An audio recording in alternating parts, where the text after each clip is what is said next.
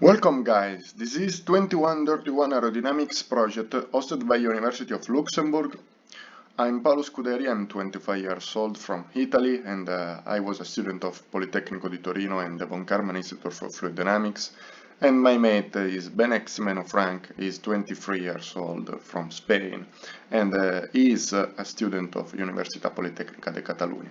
Our project mentor is Mati from University of Luxembourg. So in this presentation we are going to cover all the points related to the scope of our project, especially analyzing the effects of the geometry, the effects of the Reynolds numbers and the effects of the turbulence models in the simulations. So the driver is let's say a generic car body developed by the Technische Universität von Munich. And yeah, there's like lots of configurations for these cars based on these three different geometries that change in the rear end: the fastback, stateback, and notchback. And basically, we focused on reducing a little bit the computational cost to make it feasible for these two mods. And we decided to go for the configuration that had no wheels, but it included the rear view side mirrors. In fluid dynamics problem, we would like to solve the Navier-Stokes equations which are analytically unsolved to the nonlinear quadratic convective term. Therefore, to obtain a solution, we have two different strategies, experimental or numerical investigation. The first one is very expensive, while the second one is the so-called CFD. It is increasing thanks to the research activities in the HPC and on innovative numerical methods. In our problems project, the fluid regime is incompressible and turbulent. The turbulence is directly predicted by the Navier-Stokes equations. It is associated with the presence of three-dimensional vorticity and dissipation at the Kolmogorov microscales. Turbulence treatments does not provide unique solution. In practice, when the Reynolds number is very high, the Navier-Stokes equations are highly sensitive to limited variations in the initial conditions.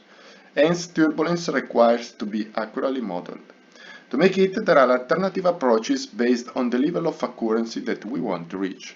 This sketch shows which are the increments in the computational cost associated with a more elaborated numerical solution.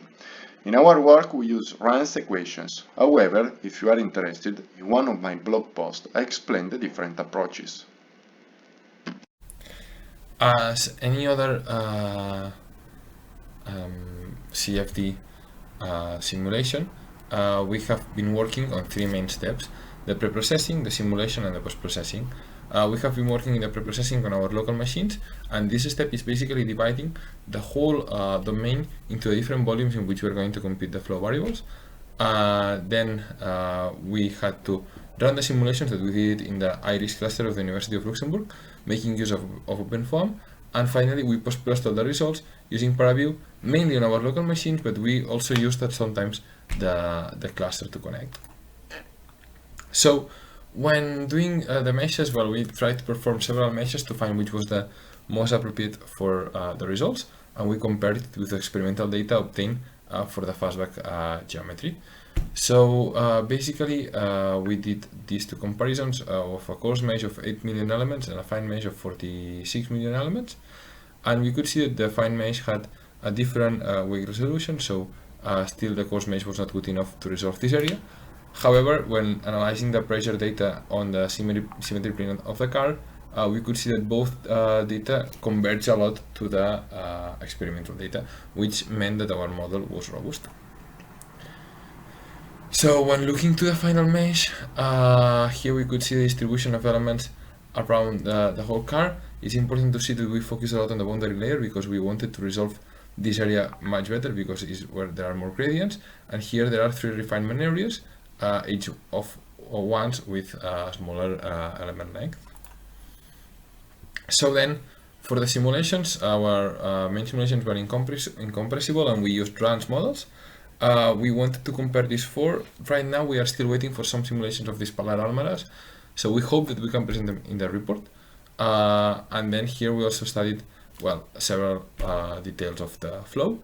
We used the simple foam solver for the steady state and pimple foam for the transient, which still, we must say that we have the right configuration, but we still have it in the queue and it's taking a bit more than expected. We had a script called run.sh that made the work of running all these OpenFOAM settings. First of all, we focus our attention on the coefficient of pressure. It is positive when the flow is decelerating, while it is negative when the flow is accelerating. Comparing the three different geometries, we can note a similar CP distribution for all the front areas. Instead, in the back, the effects of the geometries need to be taken into account. In particular, looking at the right part of the slide, we can see that for the fastback and the notchback configuration, there is the presence of two recirculating bubbles in the XY plane.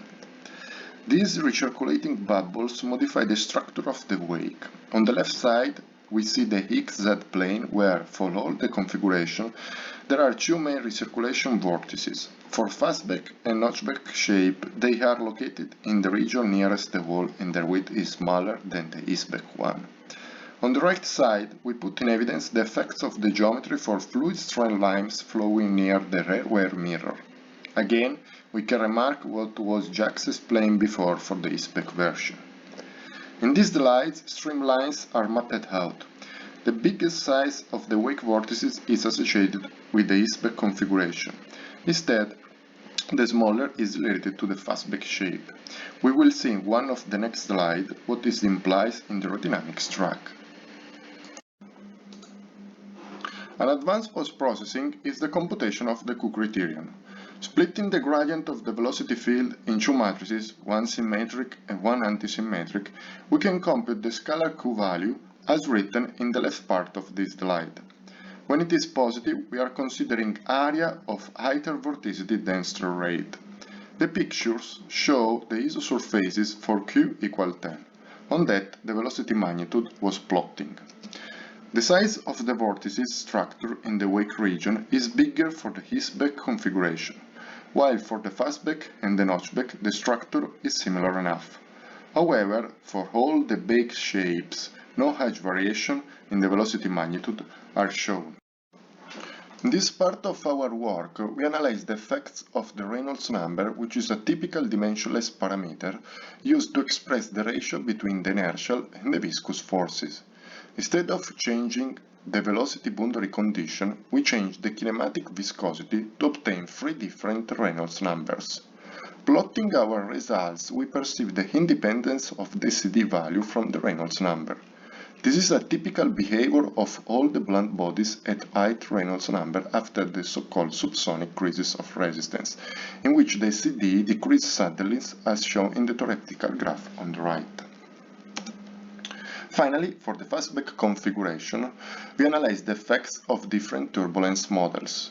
Plotting the slice in the wake region for three different x coordinates, we observe that only the k omega differs from the others. The ky predicts well far from the wall, while the k omega estimates correctly near the wall. Instead, the k omega SST is the combination of both. The wake region is a free zone far from the wall. For these reasons, we can point out these divergences in the slice. However, the best results are computed for the k omega SST. So regarding future work, basically, first we would like to see the transient simulations that we have on the Q, but also analyzing different solvers, different turbulent models, starting with DAS and LES, and also introducing more complex details in the geometry. Well, thanks for watching our video, and if you have any kind of doubt, we will be really happy to answer it, and yeah, we hope you enjoy it.